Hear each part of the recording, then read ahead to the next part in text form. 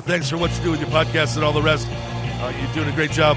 Hope everybody keeps tuning in. You get a lot of good info, a lot of insights, understandings of how to get strong, how to stay strong, how to use your strength.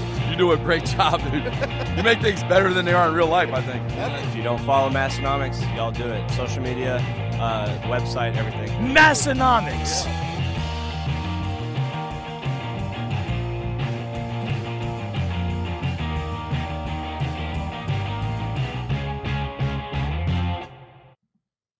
What's up, everyone? We are back for an extra nice episode 469. My name is Tanner. And my name is Tommy. We got a lot of nice stuff planned for 469, don't we, Tommy? I think this is going to be a nice episode. The 69 episodes only come around about once every 100 or so episodes. So so far, that's how they've worked out. We don't know what the future looks like. So this is our what? Fifth Fourth 69 episode? Oh, yeah, you're right. Yeah, fifth 69. Yep. Yeah. Oh. Just imagine when we get to our 69th 69 episode. Be real pros by then. Yeah. This week's episode is brought to you by our friends over at Juggernaut AI. Brought to you by the one and only Chad Wesley Smith.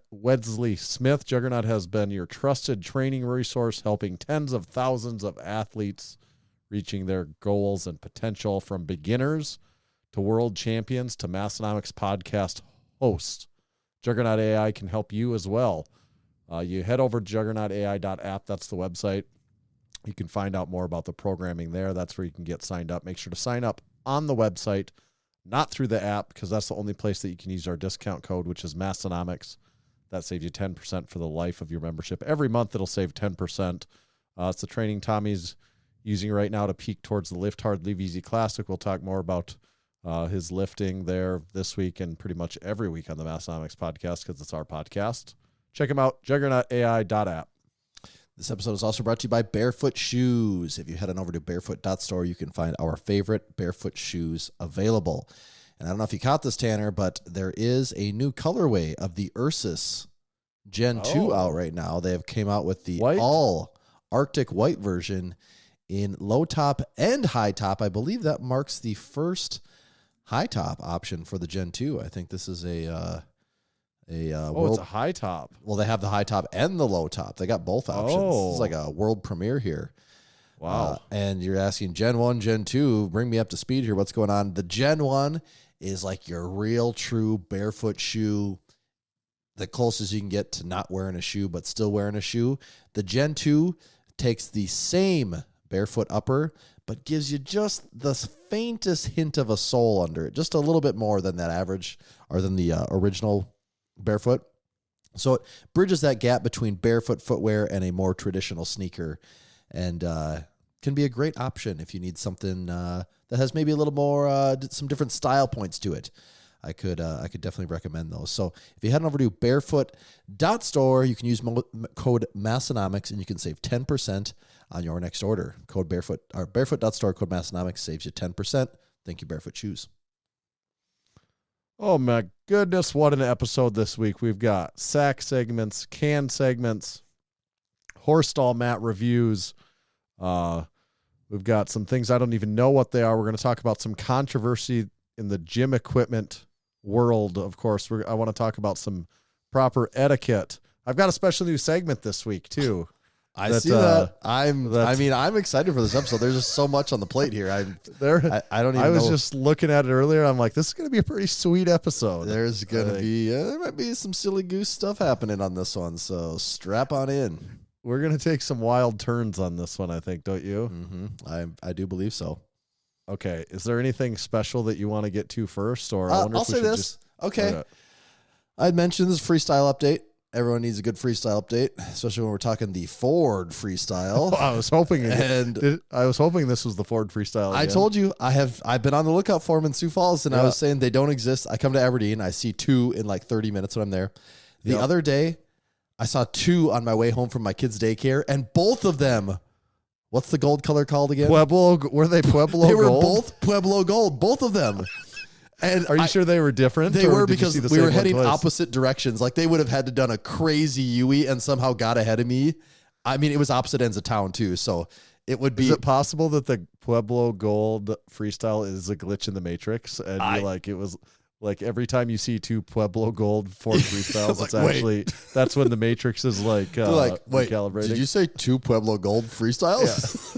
Yeah. We gotta get out of here. Did you ran the woman instead of the woman in the red dress simulation? It's the Pueblo Gold Ford freestyle. And it's like they can sense that you're. Yeah, that's what it was. Or like Inception when he has the little spinny top and that tells him if he's in his dream or alive. Right. It's the Pueblo Gold freestyle. What do they call that? His totem. Yeah, I think so. I mean that would make sense if it wasn't called that. But that's my totem is the Pueblo Gold Ford freestyle. That's how I know if I'm dreaming or alive. But not only did I see 2 of those, is there kind of like a forest green kind of color too? Do you know? There could be. I know there's a blue and a red and a Pueblo Gold. What always catches me off guard is the vehicle is much bigger than I always think. I just from behind, I'm like, damn, this thing is. For a second, I think, is this a lowered SUV or is it? It's just hard to tell until I'm like right up on it and can confirm that it is in fact a freestyle. It's its own animal. I think they broke the mold with that one because it is quite tall. It actually is just significantly long too. Because we go through streaks where we have the third row up and the third row not up, and even actually with the third row up. I mean, it must cram some of the space, like in that third row and second row. There's even less, but there's like just as much room behind the third row seat as, conventionally a Tahoe or the smaller Expedition or here's a quick search for you. I like when I Google Ford Freestyle length, Google returns the Ford Taurus X. I don't know if that was like a. They did change it to the Taurus. Okay, so maybe that was because here's the thing though, you have to look closely if it's really a freestyle or not, because sometimes you'll be like, oh, it's a Ford Freestyle, and it's like, nope, that's a Taurus X. Actually, I think is the because this says the 2009 Ford Taurus X length was 200 inches. Yeah, and just for comparison, let's say we have a 2020 Tahoe. Our 2020 Tahoe, 204 inches. So the Freestyle is only 4 inches shorter than a Tahoe. So it is it's a pretty big vehicle. And that's why they call it the Freestyle. They were just freestyling it when they made that thing. So I am happy to report I have seen another 3 freestyles in the. It's like I get almost as excited to see a freestyle as I do for any like actual real exotic car in this town at this point. Yeah. I did get tricked though on the Taurus X though one day in the school pickup line. I'm like, holy frig, it's a friggin' freestyle right here with me. We're both here at school, and I'm like, Taurus X. Oh my god, lame. It's like the poser vehicle. Like, oh, you couldn't pony up for a freestyle, so you had to you had to get a Taurus X, which is the same car, only a little newer. You still gotta have some elitism about it, some gatekeeping about the freestyle. It's like everyone knows what a Taurus is. Nobody knows what a freestyle is. Yeah.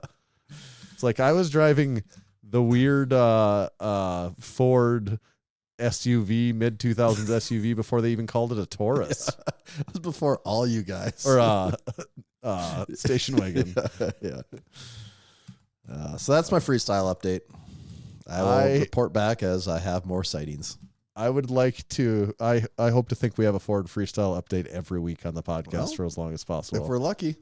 Yeah, I haven't had much to update on it, but hopefully I have driven the Ford Freestyle over 1,000 miles since we've had really. It, yeah, and I'm like, and you know what I think every mile that racks up on it, I'm like, just keeps getting better. Just another mile not on my pickup. Yep. Just saving my 12-year-old pickup all the resale what value. You should think is just another mile in pure luxury. Like that's what you should be thinking. That is true. All right, that's a freestyle. What about our "What's in the Can" segment of this week? Let's do this. We both got this is a true, legitimate "What's in the Can" segment. This was given to us at the Arnold. I actually completely forgot who gave us this to us until right now. I just had a thought. Was this from Big Katie? Yeah, maybe, because it is from Milwaukee, Wisconsin. Okay, had to have been then. Yeah, and that's what I was trying to piece together. Where did the hell did this thing come from? So what are we sipping on this week? This is a Central Waters Brewing Co. hop water, brewed and canned in Milwaukee, Wisconsin. Non-alcoholic Nectaron and Citra hopped sparkling water. Central Waters Brewing. They have Huck Finn's logo as their logo. The pelican. The pelican, yeah. Is it a pelican or a crane? I think this one is a crane, isn't it? Yeah, they didn't want doesn't have the didn't want to large, get in trouble by him. the overly large bottom beak piece. that What do fish in pelicans that thing. put in that thing? Fish. They can put anything. Have you seen them put animals in those before? Do they do that? Oh, there's videos on YouTube of them like swallowing up like a seagull, and it's like flying around in that thing. Yeah, it's wild. I wonder what the evolutionary reason is for the enormous like. I think it's storage like a container fish inside the net. bait. You just scoop things up. Okay. you know? Yeah. That's if I had And to then guess. and then it sifts out, and they. Maybe they just drink all that Okay. water. Well, let's see what we're. Maybe they're really thirsty. They're just the thirstiest animal.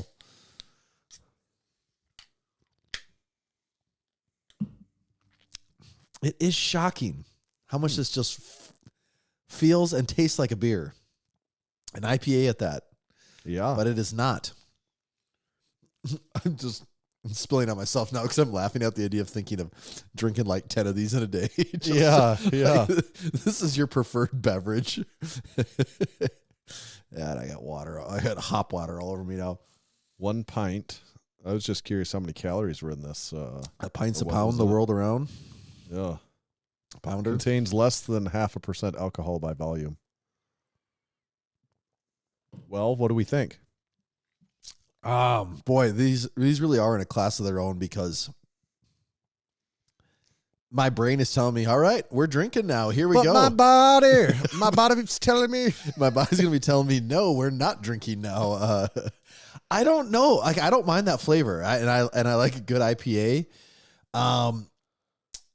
I'm not sure how to rate this because it really feels like you can't say that this is a 3.5 and then also give someone a 3.5 sparkling water because they're so drastically different. Yeah.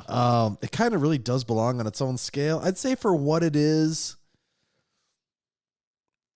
I just have so few hop waters to compare it against, though. It's pretty good. No, it is pretty good. You definitely I'll would. tell It'd you. be hard to drink several of these at a time. Oh, no. I Like, would never drink. There's days I could put down multiple lime or lemon LaCroix almost back to back to back, but Right. I don't know. I'm probably like around 3.5 on here. I got to say, I like it more than I would suspect than I even would. It's just such a trip for my brain that I'm Yeah. not drinking a high alcohol beverage right now or high alcohol beer. I'll go out on a limb. I'll give it a 3.5. Yeah, I think that's fair. Oh, special guest appearance this week. I haven't seen Bernie on the show for a while.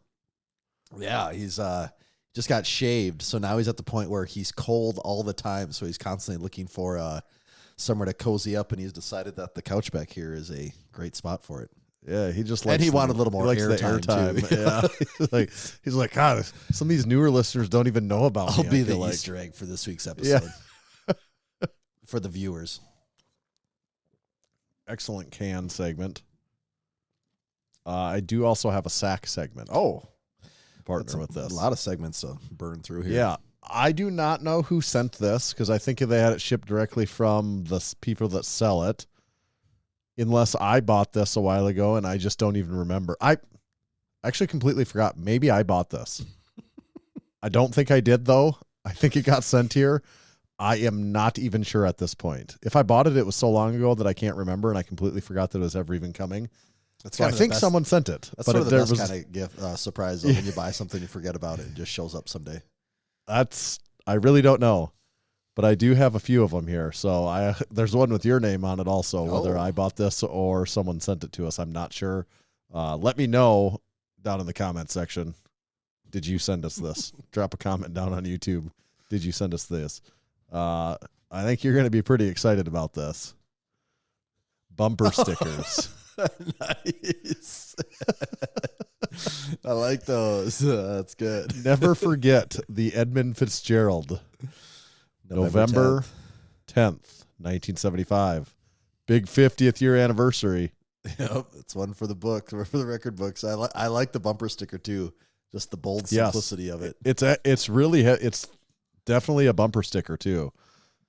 It's made for the elements, just like the Edmund Fitzgerald. Not so much, but in thought. yeah. So yeah, I actually was trying to talk Jack into putting one of these on the freestyle today. Even. People would just see me like, yeah, I mean that kind of makes sense. Never forget the Edmund Fitzgerald. Is that a 14-year-old driving that? Yeah. He's so cultured. He knows about the Edmund Fitzgerald. And he's driving a Ford Freestyle, not even a Taurus X.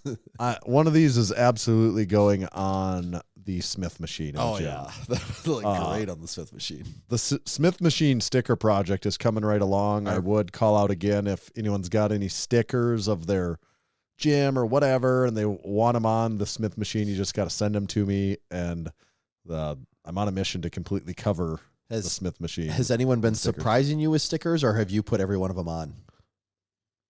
I've put them all on, but some people have sent some in. Oh, okay. I didn't know but if I haven't maybe seen like any gym members were loading the thing up too. I haven't seen that. I don't know if people think that they have the liberty to do that or not. I could see that, yeah.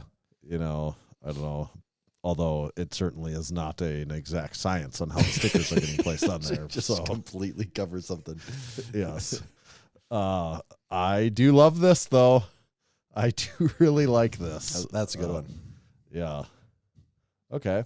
That is our sack segment and our can segment for this week.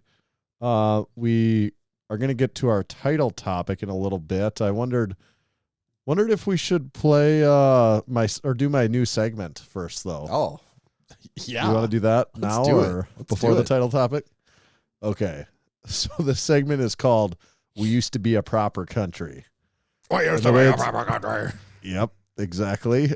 The way I figure it's going to work is I'm going to I got a few things I'm going to read off, and then we just, if we feel like it makes you think like we used to be a proper country, then we just say like, we used to be a proper country. Okay. Like it's like things that might make you say we used to be a proper country. Okay. And like you just have to see if it passes the we used to be a proper country test or not. Yep. All right. I think I'm kind of following. I think I'm following. So this is the "We Used to Be a Proper Freaking Country" segment of the Massenomics podcast. And play along at home. If you hear no one's stopping you from screaming out. If you hear us say this stuff, and it makes you also think that we used to be a proper country, say it. Drop a comment down below even, Go down here in the YouTube section and leave us a comment about how we used to be a proper friggin' country.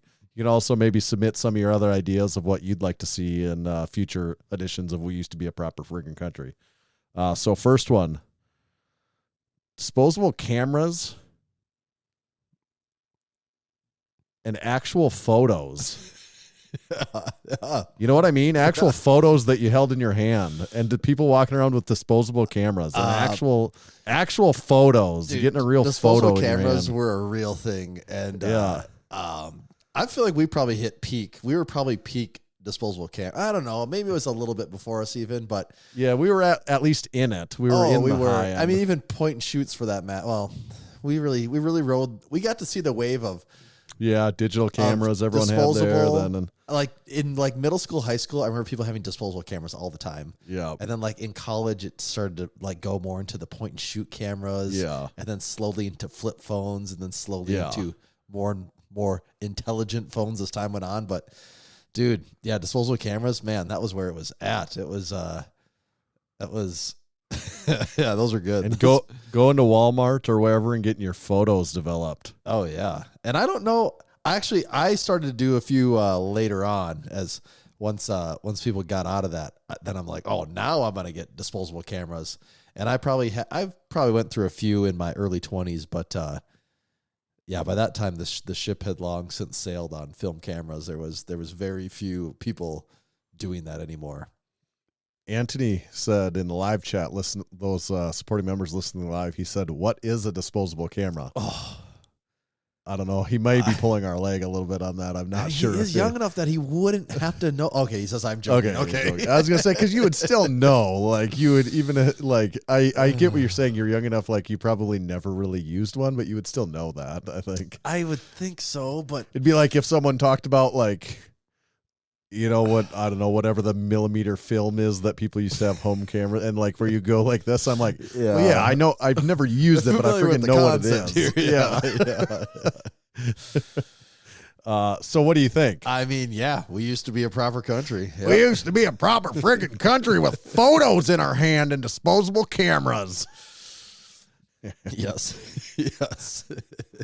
Really makes you say we used to be a proper friggin' country. It does. Yes. Although the pictures everyone has are way better. Yeah, I mean, let's be real. The photos all sucked, but that's also somewhat maybe the theme them. of we used to be a proper country is like what we have now is actually better. Yes. But there was a certain rawness to those photos because no one knew if their photo was getting taken. You didn't really know what it was pointing at. You didn't know if the flash was working right or if someone was just going to just turn into this white ghost or if you were going to see someone. Yeah, and Buzz brings up a good point in the live chat, too. If it really makes you think we used to be a proper country, you might even throw in say it louder for the people in the back, just to really emphasize really that we drive used to be a that point proper home country. so people know you're not messing around. All right. Here's another one. How many of these do we got? Just so I'm... just 3 this week. Okay, 3. Okay, I didn't know if this was a 1 thing or a 5 thing or... Okay, 3. 3. I have 3, I guess. Okay. I don't know if I want to spend the whole episode talking about how we used to be a proper friggin' Just country. Although I could. Reminiscing Friggin' could do it. All right. Using cash to buy stuff. Dude. You walk into a store, buy something with a $20 bill, not be asked for your email, your phone number, or to round up for charity. We used to be a proper friggin' country. Round up for charity. Yeah, God. You get out your bifold and pull out a $20 bill and pay for something. I'll tell you what, say, man. Give me my change. I've had a little cash on hand lately, and as the years go on, I know it doesn't matter, but it just makes me feel like more and more of a high roller when I'm like, cash, please. You know, like, it's almost like not that long ago, I feel like there was maybe a thing in Wayne's World or something where they're like, card, please. Just like that was right. Whipping out the card was like a sign of it's having like, money. You got a and now I'm like, no, card. the cash, when the cash comes out, I feel like, you feel like you're rolling in it. And cash is way underrated. It is crazy to me how many places are cashless. Right? Oh, like there's way too many. I get it. I get a little annoyed. I mean, although I use card for most things, I use it does cards annoy for me if I go 99% of things in my life, but like, I do get a like little when I bit go of to the the principle. Target Center and they're like, "Yeah, you can't use cash in this whole building," and I'm like, really? You can't use the legal tender? I like, just think you're just of doing that because of our freaking country. Right, you're just afraid of employees siphoning off an extra 20 here and there, and this way you're getting every single dollar that's made. That's all I can think of, but. Yeah, there is definitely something to be said that a lot of times, like especially in situations like that, where it's like, oh, just giving the guy a 20 would make life a lot easier here. You give me a 20, you give me a $5 back for my $15 beer. We move on with life. Not this whole, oh, do your card thing here. Oh, it didn't work. Hold on, let me check that. And it's like, come on, the line's moving here. So yes, we used to be a proper country. We used to be a proper freaking country, and then you don't have to let Visa get their greasy palms greased in the process, or whoever else it is. Visa, Stripe, couple percent. The old terminal, whatever. All those people. And then us, the consumers, just paying more because it's baked into the cost of goods. I don't know if you saw, but Visa made a few dollars last year, too, while they were swiping all of our money on each transaction. Yep. We used to be a proper country, right? We used to be a proper country. Although for the most part, using cards is nicer. With that being said, I use cards for 99% of my transactions, but I want options, damn it. Isn't it all about at least the illusion of choice here? All right, here. This one's pretty actually significantly relevant to today's episode. Beer was cold, cheap. It came in 30 racks. No notes of citrus with a hoppy finish. Just beer. Drinkable, unapologetic beer. It was just beer. God. Yeah. It's like, give me none of that shit with flavor in it. I want that can to be the closest to water. And if you're drinking the flavor of water that I don't like, your beer sucks. It's like, yeah, there's nothing more than I love about people being elitist about Bud Light About versus their Coors light Light beer. Yeah, versus Miller versus Light Miller versus Lite. Busch Light. I'm like, dude, let's be real here. It's all the same goddamn thing.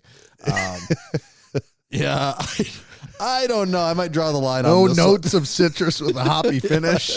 And like while they're saying that, they're like, give me another one of those 4% beers, like, well, this one has like 9%, Yes. But I mean, there's just something to saying grabbing a beer and someone throws you an ice cold Busch Light. You just can expect that, they're not. That made it feel. That kind of makes it feel like we used to be we used to be a proper country. You tossed me a nice cold crispy one, crack into a 30 rack. The guys didn't get done working 20 hours on the skyscraper and then crack open a case of White Claws.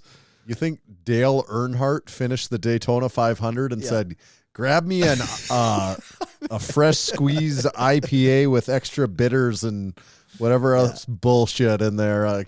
He said, "Give me a Budweiser." Yes. He said, give me a Budweiser. And while you're at it, he said, you know what? Give me one of those organic cigarettes that you light up with a lighter.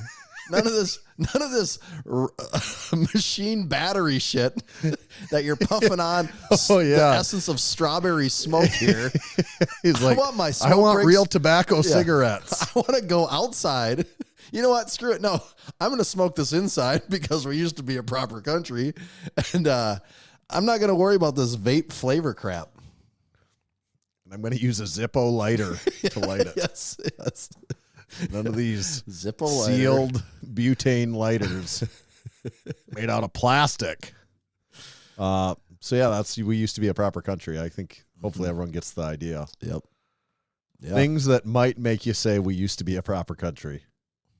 That all being said, I do like there to be a lot of different choices of beer now, and I can go to the store and it's kind of fun to look around at all the different things, and I might want to try actually some of the different beers, even if it's not what I drink all the time. As long as it was brewed in either Colorado or St. Louis.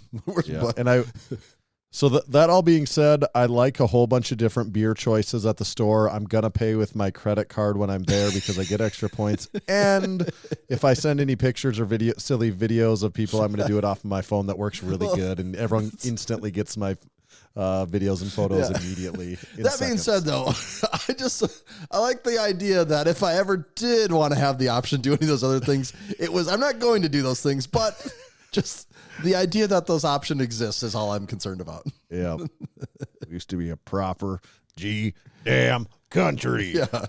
Yeah.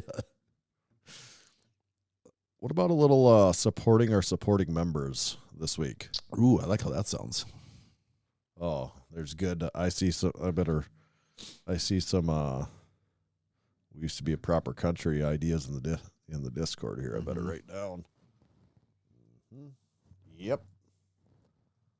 Let's see.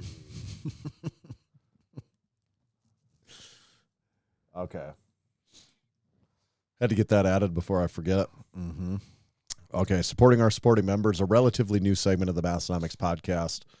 You could also become a supporting member if you're not already. Please check it out, massenomics.com/join. That's where you can go get signed up. It is the number one way to support the Massenomics podcast. You can do a lot of things to support us. You can buy merchandise. You can leave us a review on Apple Podcasts. You can drop us a comment in YouTube. You can like, subscribe, any of that stuff. You can come to our events, yada, yada. But the number one thing you can do, probably the easiest thing, you can become a supporting member. We got various levels for everyone. You know, if you've been listening along for a while and you just enjoy what you hear and you want to make sure that it sticks around for another 469 episodes or at least another 100 to make it to 569, hop on. Please consider becoming a supporting member.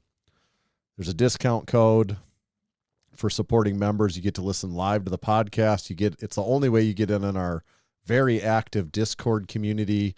You get some free stuff that we mail out each year. You get early info on drops, and you might make it into. We can say it now. You get in on the pre-show. The pre-show. There's a pre-show. These people, the pre-show room don't know about tonight. it. People were just going nuts. We were really hamming it up in the pre-show. I mean, we were pre-gaming hard before the show. Yeah, the pre-show is a new thing, and you got to be a supporting member. It's not even recorded. It's before we even hit the record button, so no one else will ever hear the pre-show. It's all off the record. The pre-show is like getting bigger than the actual podcast, I think. Everyone shows up for the pregame. And then once the pre-show's over, they all log off. Yeah. And the only way you get to listen to the pre-show is by becoming a supporting member. Mm-hmm. Yeah, I'm pretty hyped on what the pre-show is going to be like next week. It's just like this wild tailgate. But, a lot of people go to football games just to go tailgating. This is the similar thing. Yeah. All right, supporting our supporting members this week. Big Nick. Strong fella, Big Nick. He won USAPL IL states with a 666-pound squat, a 418-pound bench, and an okay deadlift, he said. Over a 500-plus dot score. Damn. He's not messing around. Big Lisa competed at Strongman show in Syracuse. And I think there was some other crew there along to cheer him along. Some New York crew. Big Sterling hit a family PR with the birth of a new baby in the family. Big Chris, sort of the opposite, got a vasectomy. Snip, snap, snip, snap. How much can one man take? What was the scenario where you used that the other day? And it really made me laugh because I'm like, it's when so... Delta kicked us off the airplane, and they're like, okay, you guys can book this one if you're quick on the app. And I booked it, and then you couldn't book it, so I unbooked it. And then I realized, oh crap, I booked it for both of us. So then I rebooked it again. And then he's like, oh, another plane opened up. So then I unbooked it again. And I'm like, snip, snap, snip, snap. How much can we go through here? Yes. I changed the flights like 5 times in about 1 minute. Figured like at a certain point, there's like, yeah, you know what? You're not riding any plane. Yeah, you're just you're for that, screwed. We're kicking you out of this. Yes. Big Peter published his first YouTube video. It's under Malleable Strength. It's him and his wife going over the squat. Oh. So check that out. Another crew YouTube channel popping up. Them things are multiplying. Along with recent ones of Perfect Little Sweeties, of course. Mm-hmm. Hidden Strength, Mm-hmm. Big Jake's channel. Paul put out a YouTube video there. And now we got Big Peter. And I'm all for it. I'm all for the crew YouTube content. Yeah. Just if what do you guys pop off and go viral? Just remember to give us a shout out. And maybe we can collab someday then.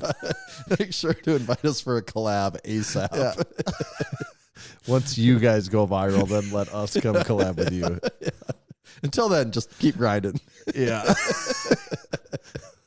Don't call us. We'll call you. We're very busy. But if something comes up, like your channel takes off, make sure to remember then we who we would are. love to do something with you. Big Steve, this is Big Canadian Steve, his first time spotting and loading in a meet. And he said he used the Minnesota Department of Lifter Safety YouTube video that we made, watched it multiple times in preparation for it, to get himself ready on feeling like he knows how to spot and load. You know how before every meet, there's a rules meeting? They should have the spotters and loaders watch that video before every meet just to make sure everyone's up on the latest That's true. safety It's a little piece of homework. techniques. That's good. Big Joey was also the MC at that event. And then Big Dan was this week's guest on Unpaid and Underrated. So make sure to go give that a listen. Our bratty little sister podcast to the Northeast. At least east. East. Not north, really, is it? Kind of southeast, to be honest. Yeah. That's supporting our supporting members this week. Make sure to get in on the action by becoming a supporting member. This week's episode is also brought to you by our fine friends over at the Strength Co. I'm going to see if this little ditty works. This is the Strength Company. We've set out to build a better barbell plate on American soil. We ended up here at Wisconsin's legendary Wapaka Foundry. With over 60 years of ironworking experience, the foundry had the knowledge, technology, and processes to build our weights to our exact specifications. The Strength Company plates are slim but rugged, smooth but easy to grip, and electro-coated for durability and to look great in your gym. This is the next generation of American Iron. Only available from the Strength Company. Thank you to the Strength Co. You want me to do it now, or should we just get to it? Maybe we should get to it. I guess soon we'll probably want to kick off the live listeners. I was thinking before we did that, I would want to mention today's date is what? Oh, March 26th. oh my gosh! Wow. Yeah, the month. Today's day is what? March has come and gone. Yeah, Where in does like the a time lion, out go? like a lamb. Am I right? Dude, you're telling me. Beware the Ides of March, I guess. This episode will come out on March 31st. We have our biggest drop. It could be our most important drop that we've ever had in the history of Massenomics. We had a lot of our drops. legacy. This is Approximately how many drops do you think we've had in the history of Massenomics? Well, basically one a month for the last 5 years. And then before that, they were a little more sporadic, but So we've had 75 drops. oh yeah, for sure. I was going to say it might be closer to between 80 and 100, which is actually Okay. insane saying that out loud now. 80 Yeah. to 100 potential product drops. That's a lot. And I'm saying this could be the most influential drop we've ever had. I could say everything we've done has led up to this moment. Yeah, I do not want to put the cart before the horse on this one, but I think it's going to be big. I think so too. I think it's going to be real big. And I do not want to spoil. I don't even think in order for it to be a true surprise, since this will come out on the 30th and 31st, we can't mention anything about what it's going to be because this one we're playing very close to the chest. It's special. And I'll this just one, say it. It's we special. decided that we typically wait till later in the day. We're going to release this one earlier, correct? Yeah. What time do you think, just to finalize it here? 9:30 a.m. I wondered about, or 10 a.m. or 9 a.m. Somewhere between 9 and 10 a.m. Central Time, I think, is the preferred time. So like 9:30 a.m. could make sense. Somewhere in there, yeah. Yeah, that's about the time we're thinking on April 1st, Tuesday, 2025. Nothing will be the same after this. And just to lay it out there most specifically, there is only one item in this drop. Yeah. We did not want to convolute this whatsoever, dilute it whatsoever. If there want to be any question about what to buy, it's just right. It's obvious. There's, it's there. usually we have 2 or 3 things, 2, 3, maybe 4, maybe even more if it's like Black Friday, that sort of thing. But for this drop, we held it as its own space as just one item, and supplies are limited. And we don't know what the future holds of. It could be a one run and done item. It could be one and done. I'll say this. If you don't act on this when it comes out, you may never get this. I'll say this. If you don't act on this when it comes out, you might be a horse's ass. You might be a stupid horse's ass. Price range, I'll say something about the price range. It is exceptionally affordable, as a matter of fact. Be one of the cheaper items on our entire website. Yeah, at that point in time, yeah, it will be. It is the more and more we talk about it, the more we get closer to dropping. Where's the downside of this? What's the catch? There isn't one. I have a feeling if you don't order it like the day of, you might be a horse's ass. Yeah. Very well could be. All right, is that enough about that for now? I think so. April 1st, 2025, the game is changed. Maybe we say what the title topic's going to be and then we kick everyone out. Oh, yeah. Why don't you go ahead and... What is the title? I mean, what is the actual title of the topic, do you think? Title topic will be Rogue Fitness Equipment Controversy. Ooh. Very intriguing. Now can I kick everyone out? Now I think you kick him out now Okay. that But done that. now the problem is there's a lot of them here, so this is going to take me a little while. Well, everyone comes for the pre-show anymore. There's Everyone's a lot of people- pre-gaming so hard. It was a party in there. Yeah, that's what we call it, the pre-game, right? Yep. Because it's like for anyone that doesn't know the nomenclature, pre-gaming is what you do at home before you go to the bar, where you get get you ready for the bar. you prime the pump. Yeah. You can just show up to the bar when everyone's You don't want to show up to the bar stone sober. Yeah, and you're just like a square in the corner over there. You're like, I forgot to pregame it. Yeah, that's the biggest mistake you could ever make right there, forgetting to pregame. I mean, honestly, that's almost impressive if you say you forgot to pregame. Yes. All right. Down to the last two. Oh, Grayson's the lucky last survivor this week. Okay. Get out of here. Get out. You're out. Okay. Do you know what the Mendoza line is? Dude, It's that Brandon thing that Campbell Brandon said the Mendoza in the video line. about it. I think it's a grip measurement tool. It is. I knew it definitely had heard some- of it before. Yeah, if you yeah, told okay, me to you've actually heard it. define it, I would have a hard time. I knew it had something to do. It was a baseball reference, and That's I had what to look see it up. here. And it's I think it's batting An average over of, 200. an average of is- 200. is a sign in the majors of like being like competent. You know, like you're at least. You'd say it like this: are you at least above the Mendoza line? Like, Yep. yes, I bat over 200, Yeah. which is getting on base 1 every 5 times at bat. You're like, okay, that's pretty good. That's all it takes. Yep. I guess that's why it's so easy to make it in Major League That's why Baseball. everyone does it. I don't know why I thought about that right now, but I like that little trivia. yeah, Rogue Fitness Equipment controversy. So I don't know.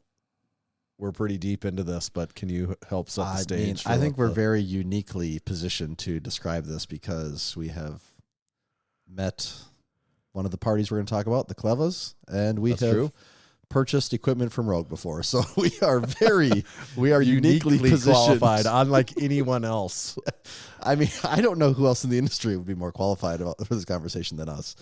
Absolutely nobody. So what we're gonna there was a video released. We'll try to bring everyone up to speed on what happened here. So first thing you'd have to know who the Klevas are, and they are named after a deadlift jack. No, I'm kidding. The Klevas are wonderful people from I believe the Phoenix area, right? That you could convince me of that. They're a husband and wife team. You might know them for products like the Genesis Jack, which is that very compact, very cool looking. I actually have one in my gym, deadlift jack, very lightweight and works great. I mean, to me, it's like kind of the standard for a single deadlift jack. It's that good. And then they have like the some really high end home gym stuff. So it'd be like their landmine. They have a landmine option. What else do they have, Tanner? A series of attachments. Yeah. I mean, they make several different home gym focused products. Yep. You can check out their website, clevabuilt.com. And I mean, they're all high end pieces. Very like no detail is overlooked. Yeah. What do you have the single deadlift jack, right, in your gym, the red colored one? Yep. I think it's. And called I've got the Genesis double. Jack, I'm pretty sure. Yeah. Yeah, you got the double. Yeah, the double is awesome. That's like the Genesis. I'm looking here, the Genesis Jack Pro. And what's that thing weigh? Like maybe 4 pounds. It's so light. Must be aircraft grade aluminum or something. I don't know how it's as light It's as like it is. magic. But yeah, then they have just a series of different loading pins, pull down attachments, barbell holders, things like that.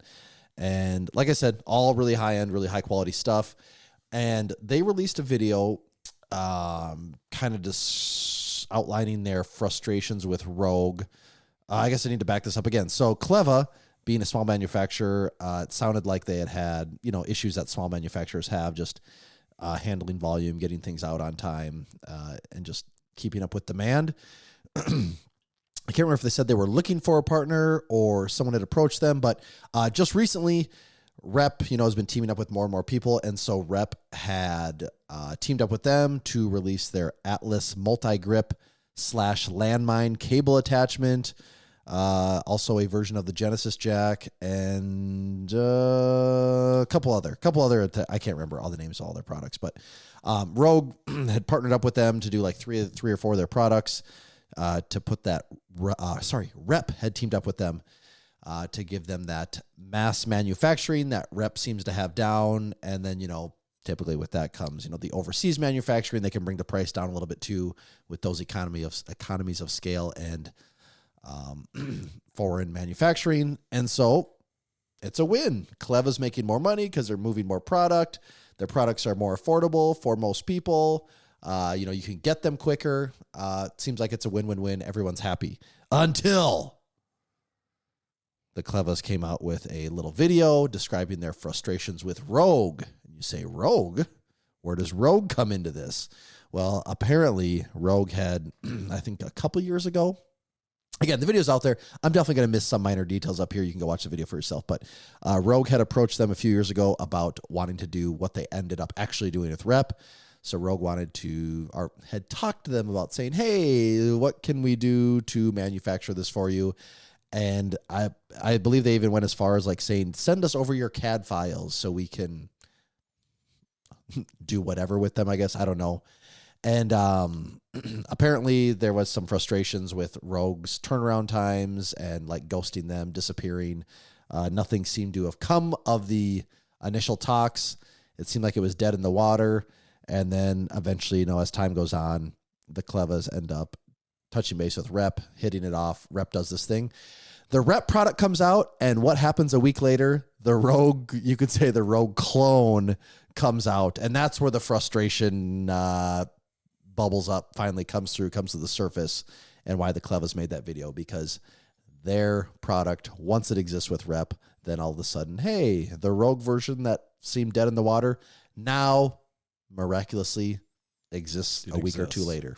Did I cover the high points there, Tanner? I think so. And then that video comes out, and what I would spin from it that next is, the hardcore home gym community rallies behind a cause like this, I would say. And then you look in the home gym Facebook group and that sort of thing, and people are going wild on comments about it. So I haven't been in the home gym community very long. I'm only, I'm my home gym 1 year anniversary is, any day now. So I'm only. You've gone really hard for a year. I've gone hard for a year, yes, but I haven't been very. It's been hard, but not long, And so, if there's one thing I've learned in my short time, it's that the home gym community loves to hate on Rogue. Like it's almost like cool to hate Rogue, which I find very funny. They're this giant faceless company, but it's like cool to they're the bad guy. Yeah, let's get them. Like do the whole pitchfork thing. And I guess before we get too far into that, is there anything else we need to say about? No, I think the products do look pretty similar. Like when you look at it, you'd be like, yeah, it looks very similar. Right? Yeah, and we don't know. I think outside of the Klevas, everyone else is kind of on the outside looking in. We don't know the specifics of it. Yeah, it does seem like a bad look on Rogue. I would give them that. Like it's not. It doesn't seem like that's the best thing. Before you go I hate Rogue. Let's boycott them forever. And not that Rogue needs anyone to defend them or stick up for them, but it's like a multi-grip bar with a landmine in it, which also don't like 5 other companies make a product like that too. It's more probably to me the timing is a little more suspect than anything. It's sus. It is sus. It is sus. I think a lot of people have products like this, similar products. I thought I saw a post. I don't keep up with Rogue's inventory super close, that Rogue essentially has had this exact same product for a while. They just haven't had the landmine option in it. So they essentially just took, one of their neutral grip pull down attachments and added the landmine option, which again, if that was the case, then it's like, yeah, not that big of a deal. Timing again, a little weird, but that's what people are up in arms about. Here's what I would say. If I put myself in the Kleva shoes and I made this product that I put a lot of time and effort into it and making it quality piece that looks cool, that's aesthetic, that people want, that's affordable, all this, then I partner with someone else, get it to mass production, all this stuff, and Rogue comes out with their very similar looking one a week later, whatever it is, I would be really pissed off. I would be super annoyed. If I was them, I would be really pissed off. I would also make that video that they made and said 100%. Hey, this is all also because it's really all they can do. Mm-hmm.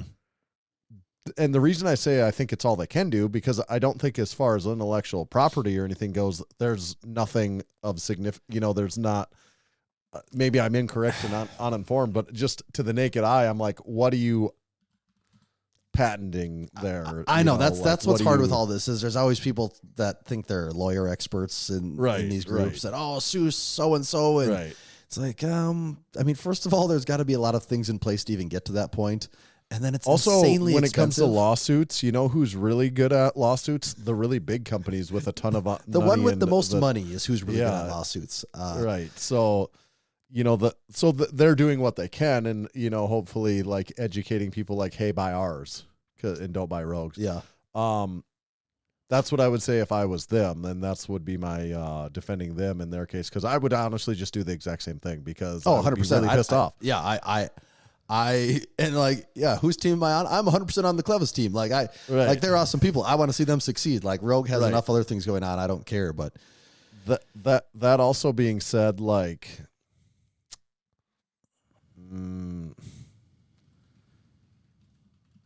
I guess I don't even know what to say about it, other than I'm like, Rogue gonna rogue is what I would say. Like, at the end of the day, Rogue is gonna rogue their way around whatever they want to, and they are the giant gorilla in the room and get to almost, relatively speaking, do whatever the hell they want. And here's what else. What else I would say about it? I don't pick a number, whether it's 500 hardcore home gym people or 1,000, or maybe it's 5,000, maybe it's even 10,000 that are like, yeah, Kleva, like we will rally behind you, and we're not going to support Rogue because of this, and we're only going to support you. You know what? Rogue probably really cares about that. Nothing. Almost nothing at all. Yeah. Because how much like 5,000 customers, I'm not saying it's of no significance whatsoever, but relatively speaking, most of the people buying from Rogue aren't hardcore home gym they have enthusiasts. No concept of. They're not like sitting in the Reddit and the Facebook group every day like a lot of us are, and like they don't give a shit. No, not like one bit. Most of their customers couldn't care less if a similar product exists somewhere else. They just don't care, and they're never going to. And they don't even know these communities like exist out there. They're like, I kind of like to do CrossFit, and it'd be kind of nice to do sort of some of that at home in my gym with my disposable even like income. A lot of people that are in like that home gym Facebook group, a vast majority of them wouldn't even give a shit. They would say like, I don't care. I'll just buy which one's cheaper or better, or like, Rogue. I buy from Rogue. They just do a good job. Yeah. They don't care. Yeah, and I did find here the Rogue product is the Rogue CG1 cable and landmine attachment. I have found it here. Yeah. And it's similar, but then also for that matter, I don't know if you know this, but like Stray Dog has one that's really similar too. Right, like you said, there's probably several. I mean, all you got to do is Google multi-grip products, landmine, and you'll see Stray Dog multi-grip cable / landmine. And you know what it looks like? A lot like the Rogue one. And I'm not trying to like throw Stray Dog under the bus or anything. I'm just saying like it's a neutral grip bar that you can attach to something and has landmine capabilities. Like, yeah. Again, I'm for the Klevas here. There's 100% like, yeah, it's a bad look for Rogue, but I do like to. I don't have any problem with Rogue, but I do like to order things from the other the longer I go along, the more I like to order from the other companies, just because I understand the significance of actually supporting some of the smaller people that are making stuff, and I'm like, it just means more to me to be able to support them than supporting Rogue. So and the same thing for us. Like we know every order actually makes a difference. It matters. Right. Exactly. Rogue, it's just, I don't know. Do they do hundreds of millions, if not $1 billion in sales a year? Like, so if I was ordering this, I would order the Kleva one. 100%. Yes, without a doubt. But to your point of people do love to shit on Rogue. Okay. And I'm like, this is what I think some people need a little, like, cause it's so like they're an easy punching bag because they're so big. Like it's so easy to hit. Right. Cause it's a victimless crime. Like if you're ragging on, pick a Darko who we're or the Klevas, even for that matter. Yeah, it's like you're picking on a real person. It's almost like you're starting a war with the person that like you're going to cross paths with all the time, and like you're in the same comments of everything all the time. Right. With Rogue, it's like there's not. Bill isn't there like he's not like there defending himself in the comment section, or Peter Keller, it's like fringe. He's going to be there in the comments like defending himself. Like Rogue is not gonna be commenting it's the closest on any thing of this you stuff. get. They don't have to. Yeah, to this faceless thing of whatever. But as popular as it can be to hate on Rogue, I think a lot of people like to forget, especially in the home gym space, how much Rogue does for the actual sport side of things. And if you need a reminder of that, go to the Arnold. Like, the amount of money they're dumping into the strongman and the Olympic lifting and the powerlifting meets and all that. And yeah, maybe like some of the powerlifting meets, maybe they're not really doing much from a money standpoint, but their equipment is all over everything, and it is competition grade, and it's incredible. And like the strongman, they don't have to put that much money into it. I mean, no one put any of that. No equipment manufacturers putting, as far as I know, any money, or if they were, very little money into that for years and years and years. I mean, decades even. You could say like Cerberus, but they're not really like. It's a little different though. Like they're Cerberus, like making sandbags and right. We're It's not talking like they don't have the manufacturing capabilities at the end of the day that Rogue does, and Rogue has those manufacturing capabilities. They don't have to do the things that they're doing, and then also like look at the crazy, media, documentary, film, all that stuff that they've done for the different sports. At the end of the day, like from an athletic competitor standpoint. You might want to hate it. You might hate it, but they do kind of the coolest stuff when it comes to the actual sport side of things. And that's why Rogue, for us, a lot of times does come to mind first, because here at Massenomics, it might be hard to believe, but like we are at the end of the day, powerlifting, strongman, enthusiasts, fans, competitors, enthusiasts. Yeah, we've competed in it. All our people around us compete in it. We host those events. We because watch the large events. Our thing has always, at the end of the day, been about going to the gym and getting strong. Like that's always been our like guiding North Star. And it's like, equipment, this stuff, that's all cool. But like strength has always kind of been. I mean, that was the whole thing that got us started, was strength. It was just strength. That was it. Yes. It's like crappy bars, we don't care. Crappy gym, the first Massenomics gym was damn near a 20 by 20 room with the most garbage, and we thought it was the like, best thing ever. People in there that want to like all get strong. It was the best thing ever. It was just strength. Oh, like it's just us, and we all want to squat in there. The place sucks. The equipment sucks, and we thought it was like the best thing that had ever existed. Like my little rack with just what I have in my home gym would, blow away anything that was in that gym. Like it was just like what I have is so crazy. And we had like 15 guys going there, and it, like, as far as we were concerned, it was like we had won the lottery, and this was the best thing ever. That is what it was like. Oh, it was like every day. It was just like pure adrenaline. Show up at the same time up with each other and lift like that. Like, oh my God, we've made it. Like, it's because at the end of the day, like our whole thing has always been about just like, no, like we like the lifting part of it. And Rogue does a really good job of like marketing and selling the lifting part of it. And a lot of people like to hate on that, but at the end of the day, I mean, I recognize that, and I can align with them on that. And that's why I have a hard time just taking pot shots on Rogue. And we've done our fair share of complaining about Rogue over the years on this show too. But I mean, there's certain things like that just always keep them relevant to me. There is, I mean, we were talking about this with Juji about something just completely unrelated to this, but I mentioned this a couple times, and a lot of people often agree no matter what, there is always two sides to everything too. Like there is always relevant that there is always two sides to every discussion. There is. And I guess another one in the Kleva's favor here.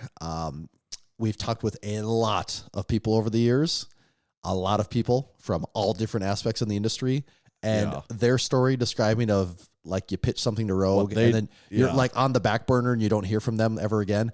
We've heard that story from multiple people multiple times. And it's like, someone even told us like, you pitch an idea to Rogue and you just wait. Like it might be 5 years, it might be never. But like this individual told us they've had it both ways. They've had it where they've just never heard anything. And they've also had it where it was like, cool, yep, sounds good. And then just crickets for 5 years. And then all of a sudden, one day out of the blue, they say, let's do this. And their takeaway was kind of like, when you work with Rogue, you're working on their terms. And not saying that's right or wrong, but that sounds like that's how they operate. Yeah. Anything else about the Rogue controversy? The Rogue Kleva rep controversy. That all There again, I would just say, like, if I was buying that product, I would definitely buy the Kleva one. Yes, 100%. Like I would, 100%. Like and that would be my recommendation to someone listening if they're interested in that. Do support them. In this case, but on the flip side of the coin, I would say, I don't know, Rogue's not the devil either. Right? They make a good product. Like, at the end of the day, they do. Right. Yeah, it's complicated. I hope that I can't imagine that this is affecting the Kleva business that much. Right? Like, is there just Rogue people that are like, oh my God, finally this product is out? Finally the Rogue CG1 cable and landmine attachment is out and I don't have to get the Kleva one? Yeah. Maybe there's a couple people out there that think that. I can't imagine there's a ton that are like jacked for that, but yeah, it's I guess it is another competitor on the market, but at the end of the day, the Klevas do have a very cool, very unique product. Wish them all the best. I hope it goes great for them. Both the products we have from them, the Genesis Jack and the Double, as far as I'm concerned, best in class, amazing products. Yep. Speaking of best in class, amazing products, our certified training facility flags were also restocked here this week too. So you could get your chances here again. It's the 4th round of these where you could get, we were out of stock again for a while. You could get on the map, our certified training facility map. What is it's Massenomics.com/certified. Certified. Go look at the map if you've never looked at it. The certified training facility gyms on there. It's actually wild. Prepare to have your mind blown. Yeah, with the geographic area that now covers and the density in some of the areas of certified training facilities. And if you're a Massenomics supporting member and you're traveling at all and you're looking for a place to be able to train, actually use the map. If there's a part on there that says if people are open to visitors or not, and a lot of them have photos and some even videos of their gym. You might get a taste of what the gym's like and whether you want to hang out with another supporting member and go train in their facility when you're on the road, see if it works out or not. Do sign up and become a certified training facility. We use the map also, like when we're making trips. We use the map. We actually do it. We were just using it this week in reference to our Ohio gym tour coming up. We have talked about that, right? I actually don't know if we talked about it on the show yet. Have we talked about it on the show or not? I don't think we have. Oh, maybe we haven't. We've maybe mentioned that we had a trip coming up, but I don't think because we didn't really have anything solid until a couple days ago. Okay. Well, breaking news, we are having an Ohio gym tour in May of this year. That will be our next big Massenomics trip, right? There's no other big trips prior to that, I don't believe. God, no. Yeah. It's too many. So it'll be the beginning of May. We're already working on lining up trips, working on our itinerary. We already know, we've gone through the list. We're not going to be able to get to all of them we want to be able to get to. Ohio is a relatively large state, and we're plotting our course and figuring out. Well, it's large when you're the basically driving looping around the entire thing. That's part of our problem too, is because of the various people. We're almost going through the whole. We have opportunity at least to go to like every corner of the state. That's the thing. Like, I don't know that that'll actually be able to happen. Also, when we're getting a couple Indiana stops on the trip, right, just Ohio wasn't enough, so we're adding another state into it. And we're going to be on Table Talk again, just so everyone knows. That's kind of the part of the trip here too. We're also going to be. You're saying, wait, 2 two-time states, many home gyms, Table Talk? Are you going there for a week? No, we're going there for about 2.5 days. We just aren't going to be sleeping much while we're there. So that's coming up in May. Be on the lookout for more updates on that as we get a little closer. So I guess you could say we're in Table Talk prep right now. We are in Table Talk prep. I think our whole lives have been Table Talk prep, honestly, if you think about it. What was the Garage Gym Reviews horse stall mat video? Did you watch it? Dude, this What's video. going on? I think there's like horse stall mats are just in the zeitgeist now, aren't they? I'm telling you, I felt like Coop was trolling us when he made this video because I, for one, could not make. If we release this video, people will be like, I mean, are you guys actually doing this right now? Like, it would be a joke. It would be a joke. If we literally said the exact same things as him, it would just be a giant joke. There were so many times where I was waiting for him because to be like, we are right, making that joke all the gig's time. Up, guys. This is I got you. Like more horse stall mat content. Like you suckers fell for it. But no, it was a real, true, honest video. There were several things in it that were just wacky to me. And I mean, from the topic already is wacky because the joke is that there's just way too much horse stall mat content already. And I mean, people would call it a joke if we did this. Coop can get away with it. Good for him. The first thing that I had to rewind it because it just so caught me off guard is he was talking about the mats not being straight. Did you catch that one? What was it? He talked about, I think he was saying how when you go to when you go to the horse stall mat store, when you go to the Tractor Supply, he said, ask them. A lot of times they have like B tier, mats. He's like, they're not perfectly straight. They put an infographic on the screen, and it was a chart that says it starts with heterosexual and it goes to homosexual, and the mat is hovering over heterosexual, and then the mat goes all the way over to homosexual. And I could not believe that their channel would actually do something like that. Because I didn't see that actually. It's so weird. It seemed weird. It just seemed like a mat was working through this chart, and then I had to pause because after it passed, I'm like, did that chart say homosexual on it? I was so confused, and I went back. And I'm like, that is the weirdest graphic they could use to do that. So that was very bizarre already. And then just the way it kept going. It was like a 12-minute video about horse stall mats. But what did I text? There was the home gym nerd comment at the he made a home gym nerd comment, which we've discussed many times on this show. Yeah. And then the other one that was really funny goes, I learned this trick from Eric Carpenter, Carp's Gym, and they put some other Eric Carpenter that lifts his picture on the video that has nothing to. The guy probably has no clue what Garage Gym Reviews is. It's like, why am I appearing in this video? So that was really funny too. Coach Carp missed out on having a screenshot of his Instagram appear. That's funny. And, okay, do people actually... You've moved way more horse stall mats than I have in my day, Tanner. I moved a few, but do people actually do the thing where they ratchet strap them in a loop and carry them? I mean, that takes forever, right? No, people do not do that. I've never seen someone do that. I thought for sure that was going to be the one. I mean, maybe if you had to carry it a mile, I guess I would do it. Like you just drive. Like usually you drag it out of the back of your truck. It's kind of a far carry, and even that's like I would never. If you said, well, and even then, sometimes I'll roll it up and I'll just hold it rolled. Like I don't need to wrap a strap around it. I just that's hold going it that down way. a flight of stairs through several doors. Right. To be fair, I'm probably considerably bigger and stronger than Coop is, but I thought that was the one for sure. He was going to be like, "Nah, I'm just kidding. This is an enormous waste of time. Don't do this." Right. But no, he was committed to the bid on that one. I mean, if you were not of most of the people I see doing it are big, strong people, and you can kind of manipulate it around the amount a little of time. bit. I don't know. It's just such an annoyance to take a mat.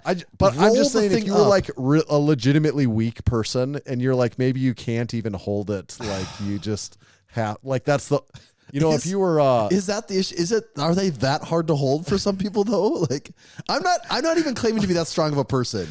No, but I mean like someone that's just like doesn't even barely, like if you're, okay, it's your first home gym. You can't even deadlift 225. Right. You've never exercised in your life. Like, right. You weigh 110 pounds. That's what I'm picturing. Okay. Like somebody that you get to this 100-pound mat and you're like, how am I going to move this? You're like, I don't even know how. But also wrestling it enough to get a strap. Also ratchet straps are a pain in the ass sometimes. Well, no, I know. Like I would be surprised if you handed the average person a ratchet strap and said, do this, that they would actually figure out how to do it. I don't think that many people know how to use those things. Well, and also when you're wrestling a 100-pound mat that's trying to unroll the whole time, like it's not. To me, the idea of like trying to roll it up seems way more annoying than just pulling it where you got to pull it. Yeah, I would think most of the time. Yeah, I've never done the ratchet strap thing. I have rolled it, but then I just hold it. I've wedged it under my arm. I've always, I guess, in your garage, true to the channel name, in your garage, you just get that vehicle backed up close, open the garage door, and rip her on in. Yep. Yeah, so maybe at some point you'll see a little horse stall mat content from us also. Yeah, we can't let them have the only horse stall mat content coming out. And even that day, like I probably I think the day even prior to that publishing, I posted like 2 or 3 horse stall mat memes. Yeah, I know. Speaking of Instagram comment, a couple of things that I was thinking about. I've been really enjoying the horse stall mat memes. I'll say that. If you haven't been able to pick up on that, well, you should be able to pick up on that. And then B, a couple of things that went off slightly more popular than normal comment-wise that I was noticing. One is one I post today, which is a Venn diagram of the good squat, good bench, good deadlift. And then the number of people that like, this has gone popular enough that it's way outside of our normal viewing audience. The number of people that rush into the comments seriously and having to defend themselves of like being like, I'm actually good at all 3. Oh, really? Yeah. It's like if you're good at all 3, if you're good at all 3 and you have to say it in the comments, you're probably not actually good at all 3. That's kind of my point. You know, the funny comments are the people that are like, I thought, like, what do I do when I'm not good at any of them? That's what I thought was funny is how many comments were like, what about bad at all 3? And I'm like, you know what? That's funny. If you're leaving that comment, you're probably stronger than what I even think you are. That's what I think. And it's the people that are like, well, I'm actually good at all of them. What about me? You know, like I'm not, defending themselves. I'm like, but are you good at any of them? I'm guessing, there's not really strong people making those comments on random posts on the internet. No, because I don't even know. I don't know if someone like can bench 400 and squat 600 and let's say deadlift 600. Do you go, well, I'm good at all of them? Like, well. How much do you weigh? Like, where's the line here? Right? So yeah. Then the other one was when I had posted all of our videos and stuff from our trip with Juji Mufu on Instagram. A lot of those got a decent number of views. The one that continues to grow, though, is the one of me missing the tsunami bar bench press. That's where still getting some traction. Yeah, that one has like 400,000 views right really? now, or 360,000. It's like Boogs told us, people love to see you fail. That's what I noticed. What I was going to say about it, because the thing is like, why did I fail? And I said the sun was in my eyes and no horse stall mats for grip under my feet. But then I've noticed even just the last couple days, like the people being like, oh, you're weak. Like all these things of and I honestly, like, none of them upset me. I'm not, because it's so dumb running here to upset it's it. Like you could almost guarantee none of those people have touched a tsunami bar in their life, let alone like, reverse script it. The comments, I'm like, I have to believe none of the people calling me out for my deficiencies are very strong people, because there again, when you're strong, you're not running to the comments of Instagram to like rag on other people. I mean, anyone that you don't know. I would just, if anyone's doing more than 300 pounds, I mean, I'm kind of padding my numbers here, but I mean, anyone, if they're doing over 300 pounds reverse grip benching on a tsunami bar, I'm like, no, you got to pass. Like, it doesn't matter after this what you do. You've handled it. Oh, and the people calling it out as that don't know, have no idea what a tsunami bar is or anything like that, and saying it's a fake bar and fake plates, like that don't even understand what is going on. No here. idea what's happening. A lot of those comments and that sort of thing. And then like the injury thing, but it made me think. I'm like, oh, this is what like Mark Rosenberg, Deadliest Lift. This is what his comment section's like all the time.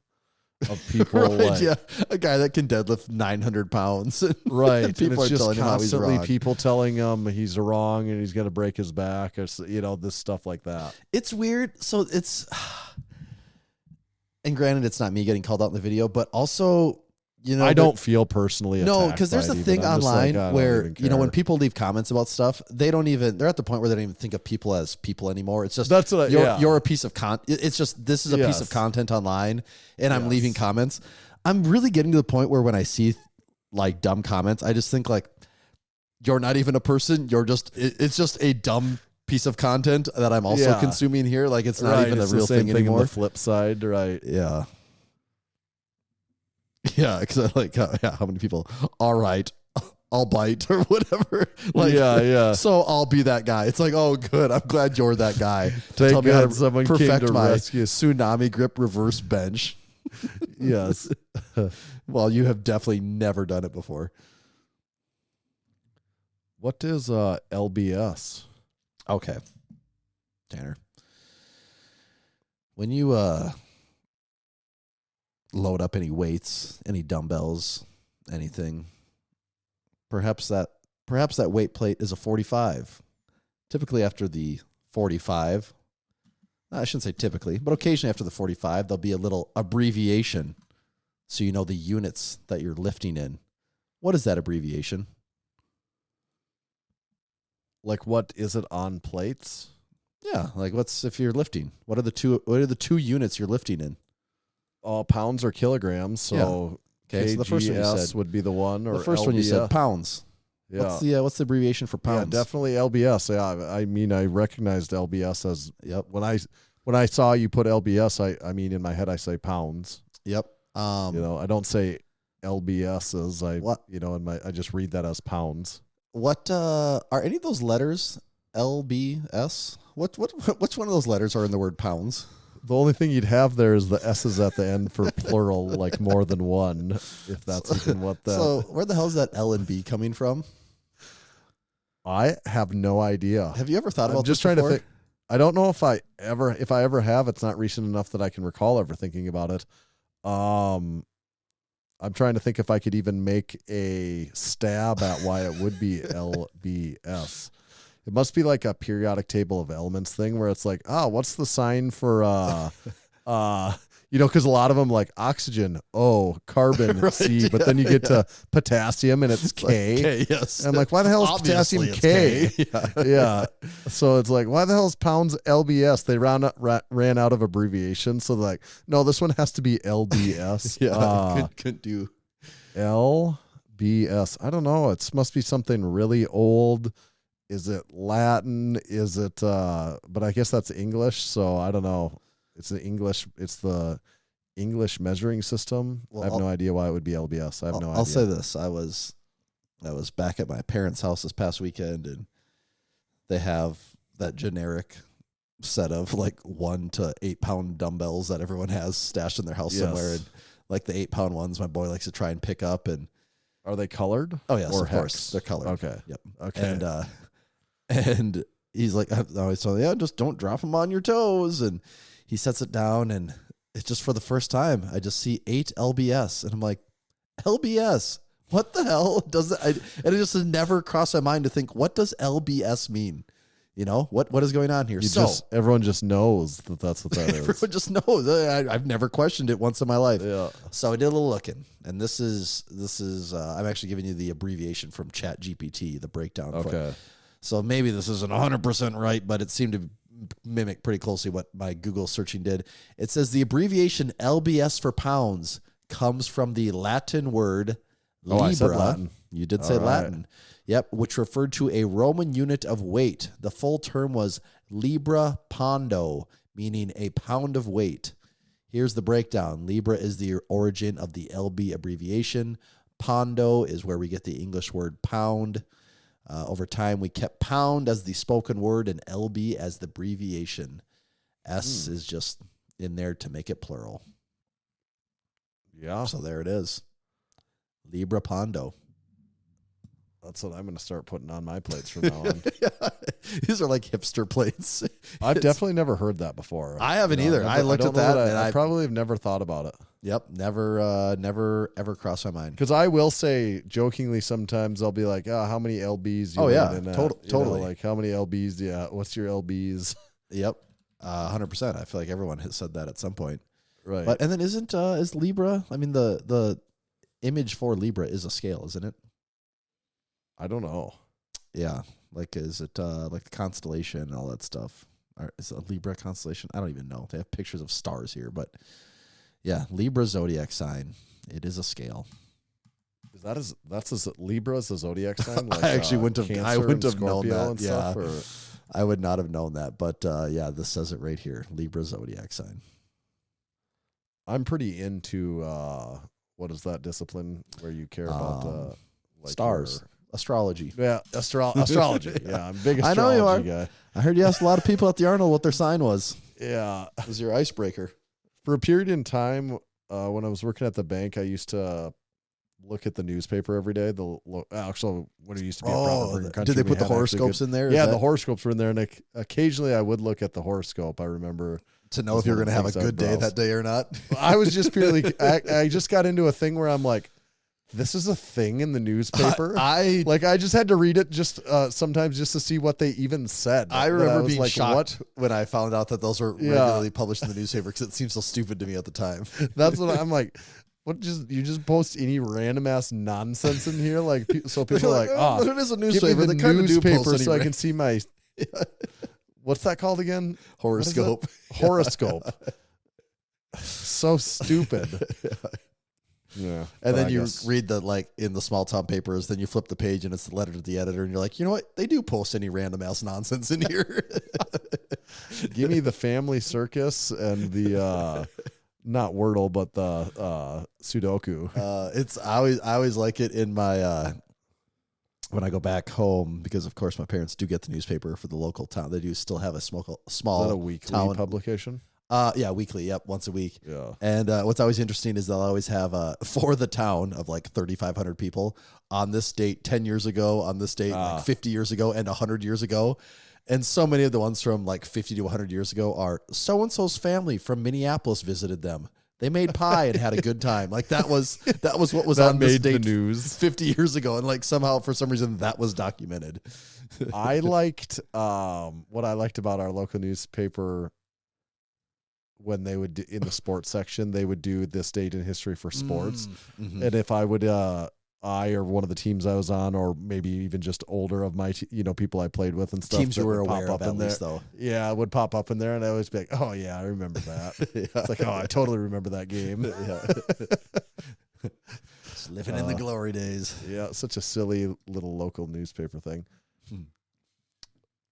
I had a little thing I wanted to mention just for the better of society here. Oh, the public service announcement. Yeah, this is a PSA. I want to talk about group text etiquette. And what I'm not talking about is you and your buddies that have this, or you and your not talking about you and your close family that have a group text. Oh, the group text with your buddies that's titled the Meat Jerkin' Beef Boys, not that one? Not that one. Okay. That one, anything goes, and that's obvious. It is you and your close family. Anything goes there, that's obvious. What I'm talking about is when, I'll pull a random example here. Your kid's sports team, and it's all the parents. You might only even really kind of know half of them. You have 3 numbers out of the 14 in the group Right, you yes, have in yeah. your phone. Yeah. And the other people maybe 3 more you kind of would recognize, and the other one you don't even really know who they are. Yeah. But there is a group text thread out of necessity for scheduling. And already my stuff brain's like that. going, this thread is for emergency purposes only. That's what my brain's doing right now. It's saying stay away from there. Sane people understand not to contribute to that unless you have like something. an email chain in an office. Yes. You do not want to be contributing to this in any way. Sane people know that, then obviously, right? Because you know that. I would say people that have been socialized to society know that, yes. So, yes. People that we live in a society. Yeah, if you have been partaking in society, you would know these things. You don't send like, ha ha ha. No. Small chat and pleasantries are out. This is purely transactional. Yes. Yeah, and you don't send like an inside joke or like a reference that most people have no idea what you're talking about. Who is old 5872? We got a real jokester on our hands here. Yeah, you don't want to be that guy. Also, if at all possible, I understand that mistakes happen. You really try not to accidentally send text to that group that were not intended for that were like intended for someone else. Okay, if you accidentally send a text to that group, man, you are doing something. Because I gotta say, my wife and I were in one here, and we were like yelling at each other from across the house, like, "Oh, did you see this one? Like, you got to check the latest in the group text thread of what the people are saying now. Like, you just can't even believe." Yes. And like even having to text other people that we do know that are in it and be like, oh my God, are you seeing this? And don't do that. Yeah. Like do what Tommy was saying. It's just out of necessity when it's a group text when you don't know most of the people in it and it's for like just informational. It's like not your buddies, not your friends, not your family, or at least a decent number of the people in there are not that. Yes. Use that accordingly. This isn't the road to recruit those people to be in your buddies. Like, right. You can do that in person or in a different thread. That's at one point I was like, I was like, Mary, how the heck do I get out of this? And I was also like, can they see? Does it say like, right? Doesn't it say I was like, does or? it say that I left the whatever? And because I'm like, and she's like, you can just mute it or something. And I'm like, okay, I actually just want to be out of it, but you can't have it all though. Because then I'm like, I can't do it if it's gonna say Tanner I left the group. It's like, you know what, screw you guys, that last dick. one. I wish all of you the best of luck in your life. You know what you did, and then it says Tanner left. Good luck in all your future endeavors. Do not add me to any more group chats. I will go without knowing the facts I need to know just to not have to endure fly the rest blind of forever. It means not talking to you people. Have you ever experienced that at all? Or you certainly will. If anyone listening, if you haven't, like if you have kids, especially, you will, because that's where I encounter it the most. It's like kids, bigger kids activities where they're kind of like on the road and like there's all the sharing of information. Yeah, I can definitely see how that'd come up. I would say for the most part, just the groups that I'm in are still mostly like just guys that are all on the same page. So it's just like buddies. Occasionally, like the group will get also for that matter though, once a group text is over like 8 people, it's too many people in there, because then you have someone that's... you don't want to get that many messages. Yeah, and then you have like someone that's like on an Android phone and they're like not getting the messages correctly, and then like they don't get photos, and it's just always this cluster of people, and then someone's like, hey, the messages for this didn't come through, or like there's just always a thing. Like text isn't the spot for that stuff. That's the PSA. Also, just don't even start group text messages most of the time. Write a letter. Be really sure that there's a use or this is what you do. You put up a flyer. You tell everyone to meet at this one spot. They look at the flyer, discuss it, and you leave. That's it. No changes. Yes. You put up a flyer at the Millstone. If you're starting a rave, just let everyone needs to know is the beats per minute. The rest of it. Exactly. You put up the flyer. The guy put up the flyer, and I'm telling you, people will show up. They didn't have to talk about how many. Well, what are the precise beats per minute? They just saw it. They knew the details, and they knew the general information. Okay, they showed up. No less than 140 beats per minute. Okay, that's what I need to know. That speaks to those people. They will show up, and if it wasn't for them, well, that's good. He filtered out the ones. If they're like, well, no, I really only like it if it's 160 BPM or more. They're like, well, this isn't the rave for you. Yeah, so like a little on the fence now, but yeah, you know what you're getting yourself into. You also know what you're getting yourself into when you head over to buildfastformula.com. Then you can go /collections /supplements, or just click through it like a normal person. You don't need to type in the full URL. When you get there, check out their Vaso Blitz. That's their dual nitric oxide support supplement. Their Full Blitz, which is their fully loaded pre-workout formula. They also have Blitz 3D. And then maybe I'll say it's my favorite because I have it every single day. Their 80-20 protein supplement, which is Nature's Protein Blend, 80% and 20% between the casein and whey protein. And they have it in vanilla ice cream, chocolate lava cake, my favorite, Cinnadoodle, or peanut butter chocolate. Which one's your favorite flavor, Tommy? I just have a hard time beating the original chocolate. Yeah, I agree. You can test them all out for yourself at buildfastformula.com. When you order, use discount code Massenomics to save 10% on every order for them. And if you order in the United States and order $100 or more, you get free shipping. Thanks, BuildFast. This episode is also brought to you by Texas Power Bars. Right now, for a limited time, Texas Power Bars is offering free shipping on all bars in the continental U.S. That's right, free shipping. That can be, depending on where you live, anywhere between maybe $40 and $50 a bar, which is a pretty significant discount. If you really want to pair that savings up for even more, of a discount. You can check out the 29 millimeter Texas Power Bar prototype sleeve bar, where you can save about $60. You can save $60 on the prototype version, where you get slightly different sleeves. It's the same great 29 millimeter Texas Power Bar shaft, but just some minor differences in the sleeves can be your savings. And pair those two up, you're getting that bar delivered for $270. That is a pretty hot deal on a super, super high quality barbell. And honestly, my go-to barbell in my very own home gym. Also, we would highly recommend the Texas deadlift bar, kind of the standard when it comes to powerlifting meets and the deadlift bars that are used at them. You can check these all out at texaspowerbars.com. No code is needed there. Just add it in your cart and click buy. Thank you, Texas Power Bars. The fun Texas Power Bar thing I've been doing lately is my 6 to 10 deadlift of just trying to see how much I can do. And that's on a couple people asked me what bar that is. So that's on the old school 28.5 millimeter Texas Power Just Bar. the OG. Dude, yeah. I watched you do that. Okay, so I was probably chirping so you couldn't hear. Tanner, what did you do? What actually did you do? What were your sets the other day? What did you do? A set of 10. I did sets of 10 at 415, but I only do one set double overhand. Okay, so Tanner did a set of 10, 415, double overhand deadlift, no straps, no nothing, on an original Texas Power Bar. Yeah. And you got through all 10 with just double overhand, right? Yeah, the 10th one was my lockout was really quick on the 10th one because it was really having a hard time locking it in on the 10th I'm not sure I don't think I could get one. I'm pretty confident I could not do one of that. That's why I saw that and I'm like, as far as I've seen Tanner's do stuff, that's one of the more impressive things I've seen you do in a while. And probably because it's just so hard for me.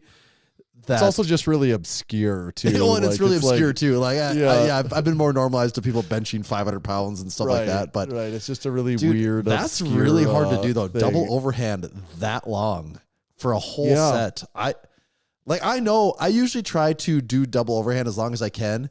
And for me, it's around that 365 to 385 is where I can feel like I have to start rushing my lockout because I start getting afraid that I'm going to drop it. And that's I'm talking singles and doubles at that point. Right. A set of 10 at 405 is wild. Yeah. Or 415. Yeah. So the reason I've been doing that is just because of my ACL recovery. I started deadlifting almost nothing, just a plate, and just been slowly working up. So at first I'm like, well, I don't need straps to deadlift 135 pounds.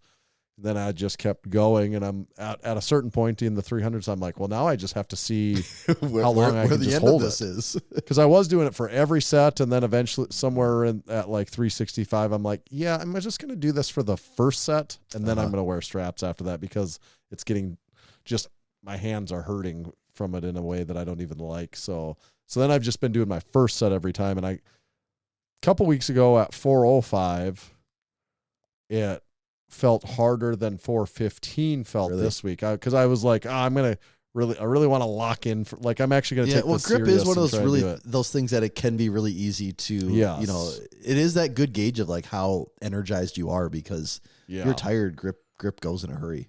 Yeah. So next week I'm going to try 425 and see if I can get that for a set of 10. I actually thought 415 is where I wouldn't be able to do it. So I don't know if 425 will or not, but I'm going to just try really hard. See if I can do it. What do you think you could do for a double overhand single?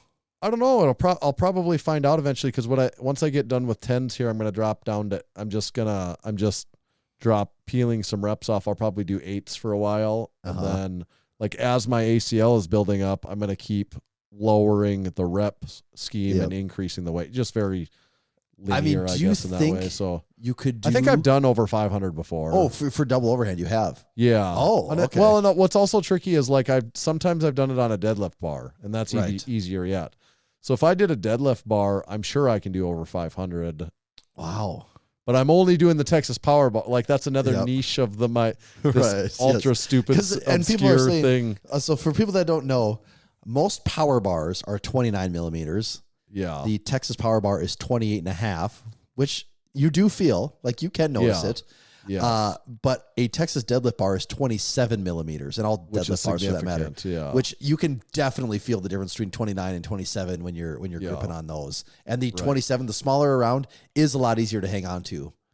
Yeah. And I don't know, maybe as for sets of 10, maybe it's different. Maybe it wouldn't even matter. Maybe if I go to deadlift bar, it would be the same. Right, when you're just maybe talking that many reps, yeah. Right. I don't even know if it would be, I don't even actually know at this point. Or what if I did the 29, would I, if I had the 29 millimeter Texas power bar, would I be able to do it for 10 still? I'm not sure. It's funny to think that you'd only be able to do 5 or something. Right. That half millimeter is just where the line is.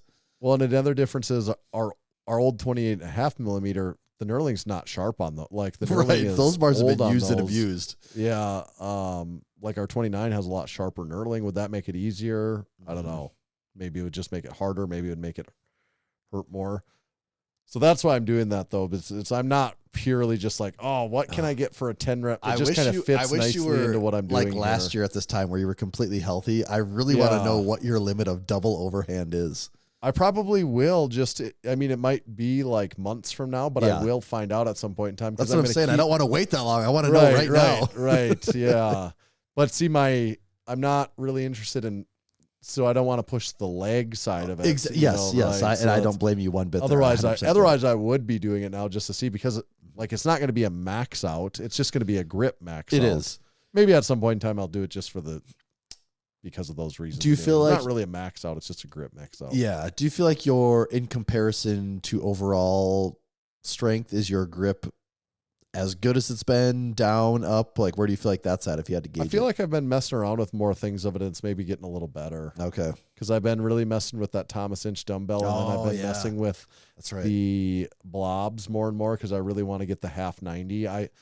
My grip must be getting a little better because I got so I can get the half 80 all the time, and I've never done the half 90, but like this last week for the first time, I'm like, oh, like every time when I tried the half 90 in the past, I'm like, oh, there's no way that's not even close to seeming like I'm going to grab it. Mm-hmm. And like this other day, I'm like, I'm like moving it, and it's like becoming, the weight is coming like kind of off the ground. And I'm like, maybe I can actually get this at some point. So maybe from just the dinking around with grip stuff, it is actually getting a little bit better. Skill. Yeah, I can see that. But then again, I don't know. It's hard to say. It's harder to measure than just like how much is your bench, how much is your deadlift. It is, because there's so many conditions of, was there chalk involved? Was there not chalk involved? Right. Did you do a heavy workout before that? Were you fresh when you did it? Right.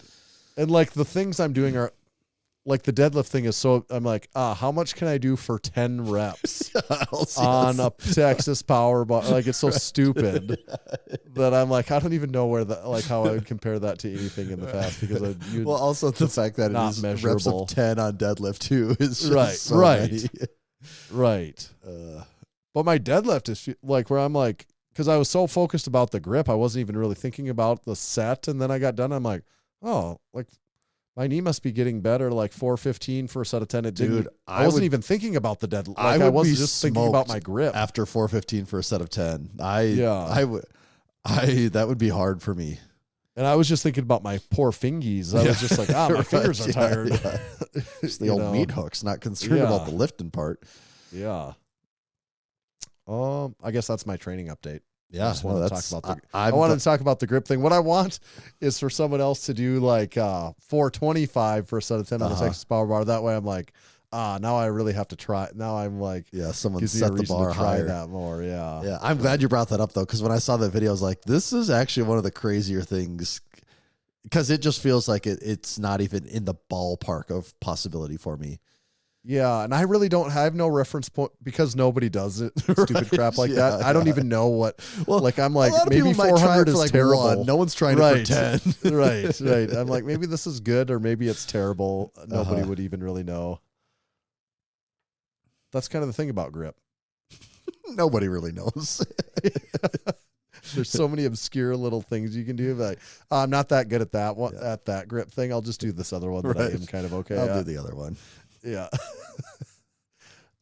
Then of other odd training things I was doing today, I used the Black Widow axle to do my bench with. I saw that. I got kind of jealous watching that. It started making me think like, oh, maybe I do need an axle. I have no idea why I did that today. Like I just had close grip bench and I was just like, I just want to use that today because I've been sticking so by the book of my, what I've been doing. I'm just like, this will be my one way. This will be my spicing it up as I'm using an axle. People like to do that fat grip benching though. Like that is one thing. People like getting a different bar in there for bench. I couldn't say it felt markedly different on my shoulders or anything like that, but maybe over a long term it would. But it was fun to use something different.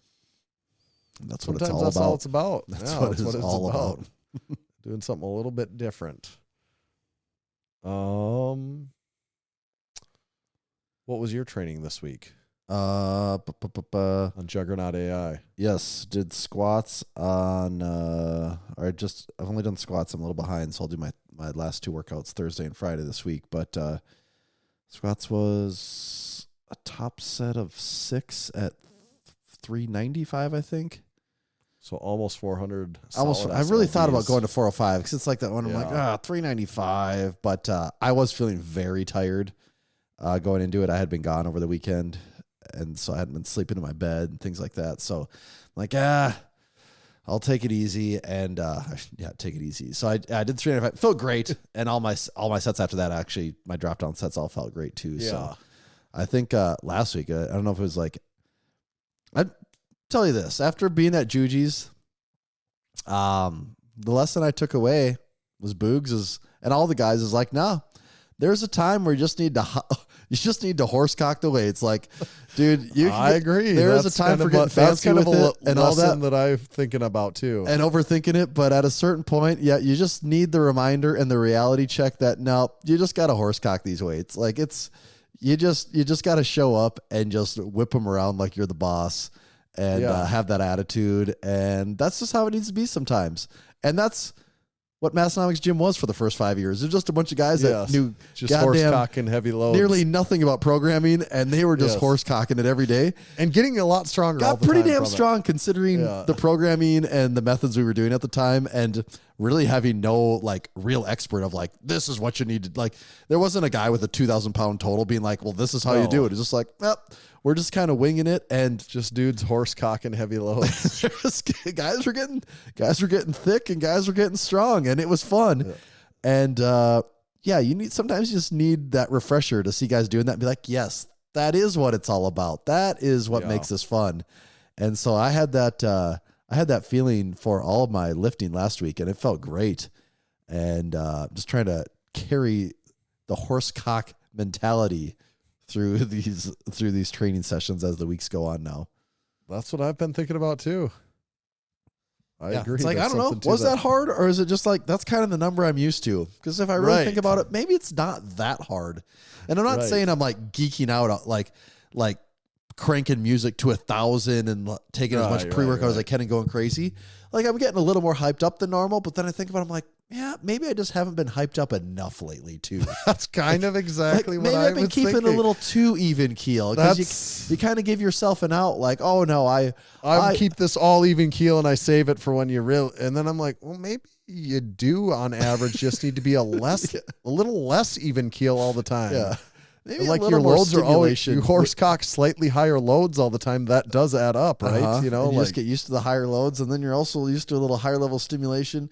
So then you can go to an even higher level of stimulation because now you've acclimated to stimulation. So that's the same exact thing I'd been thinking about. That I'm like, no, maybe I am too, because I kind of get to where I'm like, no, this is a marathon, and it's just doing the reps, doing the weight, and it's accumulation over time. But then I do think you can get too much in that where you no. Especially if you're not dinged up or anything and things are going good, it's maybe it is different if you're injured or you're fighting stuff like that. But because that is the beauty of a gym, is that when you're in a gym, you realize there's levels to this.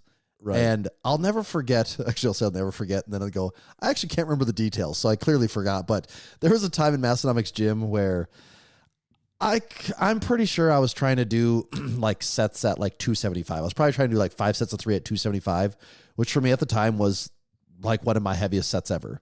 And I remember being like, oh, like kind of psyched up for the day and like kind of, you know, a little anxiety about, oh, am I going to get this, whatever.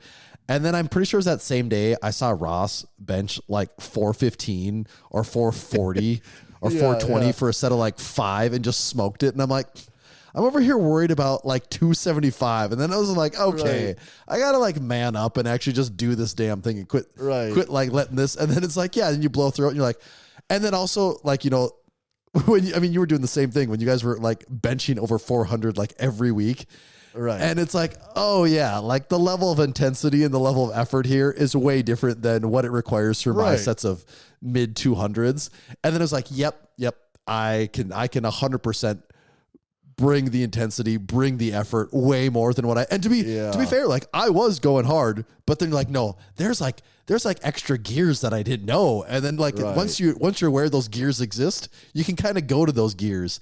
And after spending a week with like Boogs and Joey and Juji and Mikey and all them doing that, like, and Mark, it's like, oh yeah, it's been a while since I've seen those gears dusted off. Yeah, I forget those are there. Yeah, you can access those a little more than what I'm used to.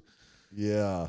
You can and I think it would be good for people to be more aware of that in general. I think so too. You can also get trapped into it too much probably on a lift that you think you're not as good at. If you're like, bench, I'm not as good at, like I'm not saying you or me or anyone. I mean, I get if you're like in that loop bench, on I'm not as good at. Yeah, or deadlift, I'm not as good at it. So then you're like almost subconsciously bringing less intensity to it. 100%. Like, well, this is like not a lift. This isn't my lift. So then you're like more laid back on the lift to begin with. And then you're watching Mark Zurcher deadlift off a deficit 500 pounds on a tsunami bar. Yeah. And it's like, oh, he's like 6'5". Like me just getting into that position, even if you didn't tell me to lift the weight, just getting into that position, I'd be like, no, I can't do that. And then watching this guy several inches taller than me lift 500 pounds off the ground, do it. And I'm like, oh, yeah, maybe I am just being a little bit too much of a baby around these weights. I just need to be a little bit, need to be a little tougher with these things when it comes to the deadlift. Yeah, I think that's good. Some words of wisdom. Good sets and reps talk that we picked up on. That's probably the realest thing we learned from that trip is that we took away from that. I think that is yeah. That's the takeaway. Go horsecock some heavy loads this week, people. Yes. Maybe go watch a Boogs video too for a little inspiration. I've been watching more of them. Lately, he's got his format figured out. It is good.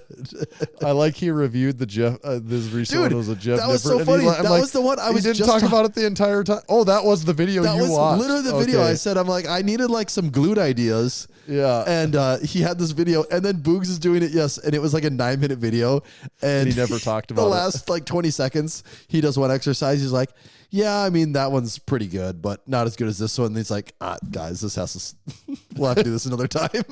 He's like 9 minutes in, going crazy for all 9 of them, and the title didn't even address the title of the video.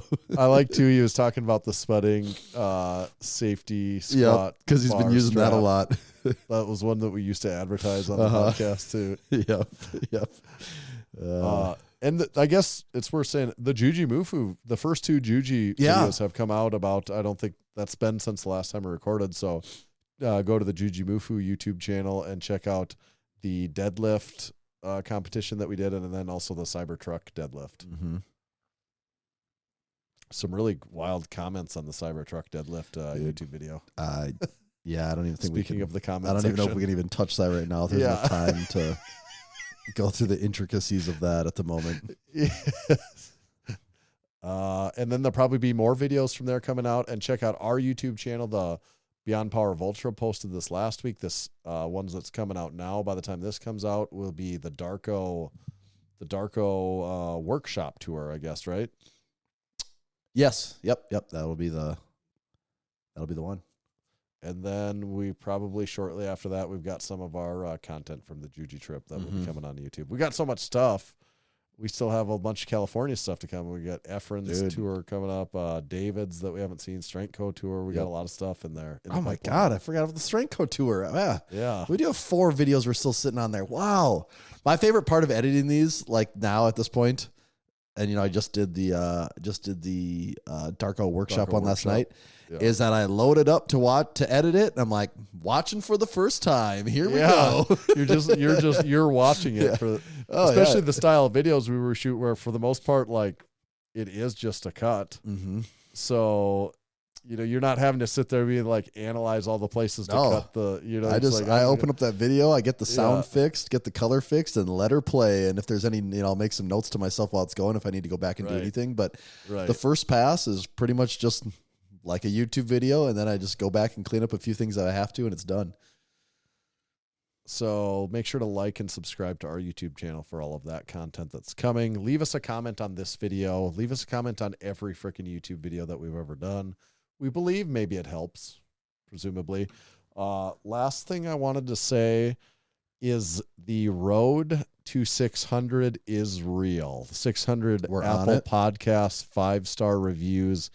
Oh, we're on it. People have been listening and leaving and responding and leaving reviews. We are now at 574 5-star Apple Podcast reviews, and we're closing in on the 600. So now is the time. Nice. If you've been sitting on the sidelines, I'm saying do it now. Leave us that 5-star review. I want to read a couple. These ones are from 2 years ago. The first one is from Clawtron. Oh, someone we've actually I've heard that name before. Done a home gym tour on, as a matter of fact. They continue to trick me out of money. I have been fooled into sending these guys money monthly for a podcast I can listen to for free.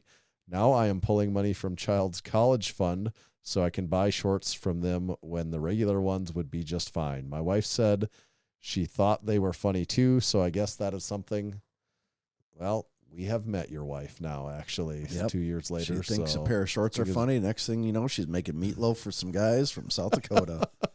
It's a slippery slope. So true. Next one is from Gene Milder. Doctor endorsed? ? I'm a doctor. I recommend this podcast. Does that mean it's a doctor endorsed? Well, that's for you to decide. 5 out of 5 stars. From Fried Zucchini. Fun for the whole family. The Sparkling Water podcast about lifting. This last one is titled Yeah Buddy from 85JL85.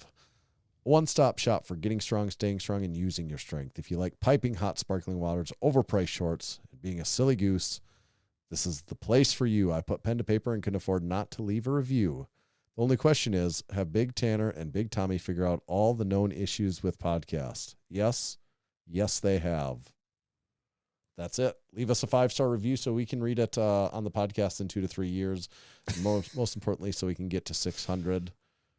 Anything else that we need to hit on this week, or did we hit on it all? We hit a home run with 469, I think. I think we got it all. Be on the lookout for that April 1st.